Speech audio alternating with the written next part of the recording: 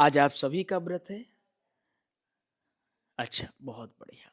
एक बार प्रेम से बोलिए, जय जय श्री राधे, जय जय श्री राधे।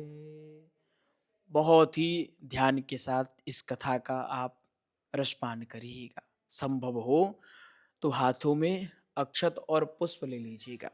आप सभी के हाथों में दे दीजिएगा, ठीक है? जो नहीं है वो भी कर सकते हैं, कोई ऐसी समस्या नहीं है, सभी को लाभ होगा।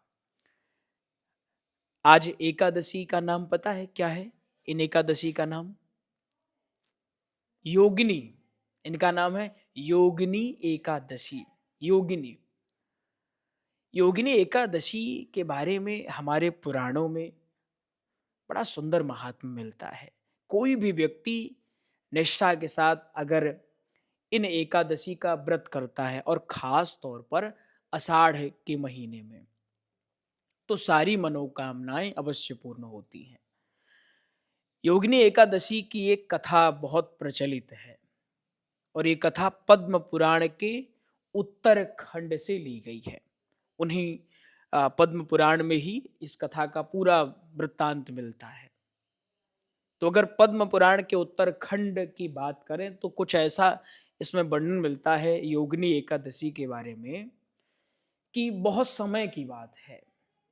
कुबेर जी के यहाँ एक यक्ष काम करता था, उसका नाम था हेममाली। अच्छा, नाम आप भी दोहराते चलेंगे तभी कथा सुनने का लाभ होगा, ठीक है? आपने व्रत किया है, अच्छी बात है, लेकिन व्रत के नियम बहुत ज्यादा हैं। ऐसा नहीं कि आपने अन्न त्याग दिया बस। अन्न त्यागने के साथ साथ आपको चाहिए कि आप भगवान की सुंदर कथाओं का रसपान करें। योगिनी एकादशी की कथा आप श्रवण करें, भागवत सुने, रामायण सुने। आप किसी के बारे में बुरे ख्याल ना अपने दिमाग में लावें। बहुत सारे नियम है, ऐसा नहीं कि आपने केवल भोजन त्याग दिया और आप सोचे कि आपका व्रत पूरा हो गया, ऐसा नहीं है। इसलिए कथा को भी उसी निष्ठा के साथ श्रवण आपको करना चाहिए। कुबेर कुबेर जी का जो यक्ष था उसका नाम था हेममाली। इसका काम था कि ये रोज सुबह सुबह पुष्प लाया करता था मानसरोवर से। इसकी ड्यूटी थी, आप मान लीजिए इतना। सुबह जैसे होगी ये जाएगा और उसी मानसरोवर से पुष्पों को चयनित करके ला करके देगा और कुबेर जी शिव जी की आराधना करेंगे, पूजा करेंगे। एक दिन क्या हुआ, ये अपनी पत्नी के प्रेम में इतना फंस गया। इसकी पत्नी का नाम था विशालाक्षी। उन विशालाक्षी के प्रेम में इतना ज्यादा फंस गया, आसक्त हो गया, इसको होश ही ना रहा कि मुझे पुष्प चयन करके ले जाना है। बहुत विलंब हो गया, पूजा भी अब विलंब से ही शुरू होगी। कुबेर इंतजार करके बैठे हुए हैं, कहाँ गया? आया हेममाली। हेममाली से कुबेर जी ने पूछा, क्यों भाई, कहाँ थे तुम अभी तक? तुम्हें पता है ना कि मैं शिव जी की आराधना करता हूं और उसके लिए पुष्प की आवश्यकता होगी।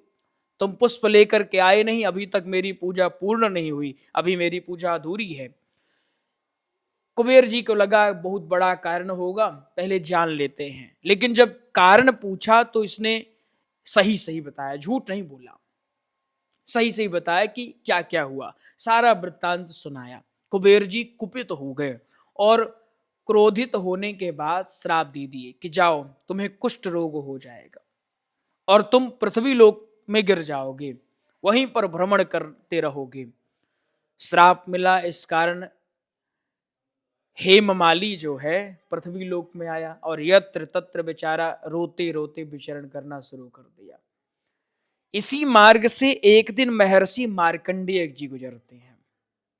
मार्कंडेय जी देखते हैं कि कोई एक व्यक्ति रो रहा है। पूछा, संत है, किसी को रोता देखते हैं तो हृदय पिघल ही जाता है। संत हृदय नवनीत समाना। हृदय पिघल गया उनका। पूछे, क्यों रो रहे हो भाई, कौन हो तुम, कहां से आए हो? हेममाली ने सब कुछ बताया जो जो हेममाली के साथ हुआ था। मार्कंडेय जी ने कहा कि चिंता न करो, अपराध तो हुआ है, परंतु उसका समाधान भी है, क्योंकि तुम्हें अपनी गलती का भान हो चुका है। मार्कंडेय जी ने नियम बताया और बताया कि आषाढ़ आने वाला है, तुम आषाढ़ महीना का जो कृष्ण पक्ष होता है, कृष्ण पक्ष, इसी पक्ष में एक एकादशी होगी जिनका नाम होगा योगिनी एकादशी। व्रत करना, नियम बताया कि क्या क्या नियम है। हो सके तो निर्जला व्रत रहना, संभव ना हो तो जल का सेवन करना, वो भी ना हो तो फलाहार कर सकते हो। नियम बताया कि उस दिन जमीन पर लेटना, प्रातः स्नान करके भगवान के पास जाकर के सुंदर उनको स्नान करवाना, ओम नमो भगवते वासुदेवाय इस मंत्र का जाप करना, नियम बताया। और नियम बताने के बाद वे चले गए।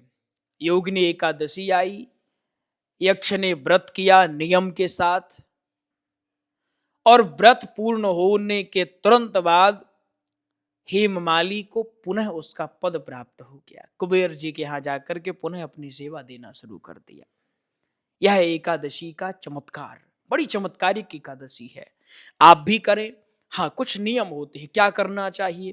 प्रातः स्नान, इष्ट देव को प्रणाम, उनकी सेवा, सुंदर ढंग से मंत्र जाप कर सकते हैं, रामचरितमानस का पाठ कर सकते हैं, कथा सुन सकते हैं, भागवत की, रामचरितमानस की, गीता का पाठ कर सकते हैं अथवा सुन सकते हैं। यानी कथा सुनना, सुनाना, पढ़ना सभी का महत्व है। योगिनी एकादशी की जो कथा आप लोग सुन रहे हैं, इसे सुनने का भी बड़ा पुण्य प्राप्त होता है।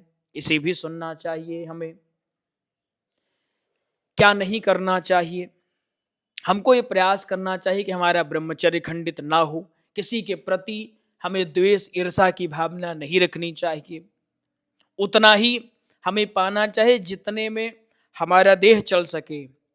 अत्यधिक भोजन नहीं, फलाहार का भी नियम है, केवल एक फल खाइए। शरीर आपका कमजोर है तो फिर आप फलों की संख्या बढ़ा सकते हैं। अधिक कमजोर है तो आवश्यक नहीं है। जैसे कोई बीमार है, रोगी है, अब डॉक्टर ने कहा है कि तुमको अच्छे से खाना है, उसके बाद ही तुम्हें इंजेक्शन लगेगी, दवाई खा सकते हो। ऐसी स्थिति में फिर आप यथाशक्ति कर सकते हैं, जैसी आपकी शक्ति हो, जैसा आपका शरीर आपके लिए कह रहा हो। बाकी आपको चाहे कि आप निष्ठा के साथ करें। बूढ़े करें कि जवान करें, जवानी में ही कर लो, क्योंकि बुढ़ापे का कोई ठिकाना नहीं है। रहोगे तब न करोगे। और मान लो रह भी गए तो क्या गारंटी है कि बढ़िया स्वस्थ रहोगे? पता चले कोई रोग घेर ले तो फिर क्या करोगे? क्यों? कोई रोग घेर ले तो कर पाओगे क्या? नहीं कर पाओगे ना। इसलिए अभी करो, जब भजन करने का जो सही समय है यही है।